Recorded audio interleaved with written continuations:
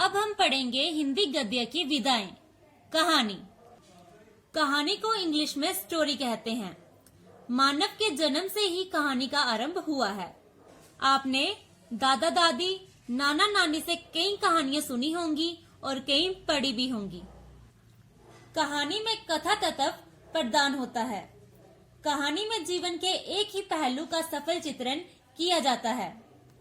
कहानी में पात्रों यानी कि कैरेक्टर्स की संख्या कम होती है। यह अपने लक्ष्य की तरफ तीव्र गति यानी तेजी से बढ़ती है।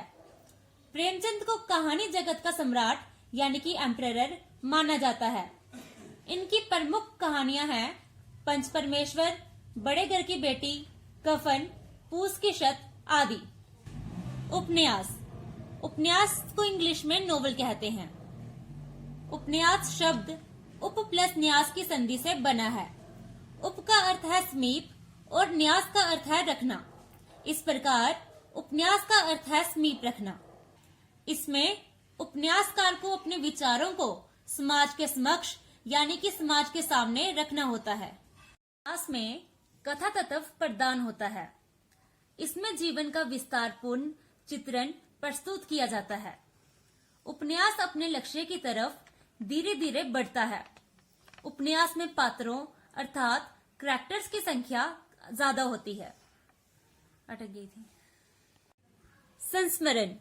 संस्मरण से तात्पर्य उस रचना से है जिसमें लेखक अपने जीवन की किसी एक घटना को अथवा ऐसी अनेक घटनाओं को प्रस्तुत करता है जो लेखक के किसी मित्र, जीव जंतु या इसी प्रकार के अनेक विषयों से संबंधित हो सकता है।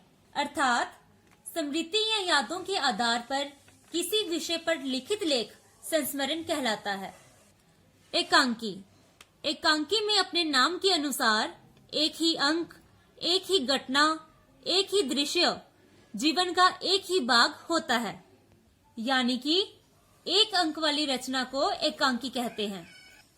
उपेंद्र नाथ अश्क का नाम एकांकी लेखन के क्षेत्र में बड़े ही आदर से लिया जाता है। नाटक। नाटक को हम प्ले या ड्रामा भी बोलते हैं। नाटक शब्द की उत्पत्ति संस्कृत की नट धातु से हुई है। नट का अर्थ है अभिनेता। इस शब्द का अर्थ है सात्विक भावों का अनुकरण करना अर्थात शुद्ध भावों का अनुसरण करना। नाटक में जीवन की वास्तविकता का अनुभव होता है। लक्ष्मी नारायण लाल, मोहन राकेश, धर्मवीर भारती आदि नए नाटककारों में से हैं। यात्रावृत्त। यात्रावृत्त में लेखक का आधार किसी पहाड़ी या मैदानी यात्रा का अनुभव करना होता है। यात्रावृत्त वो रचना होती है जिसमें लेखक किसी स्थान की यात्रा के अनुभव का कलात्मक वर्णन करता है।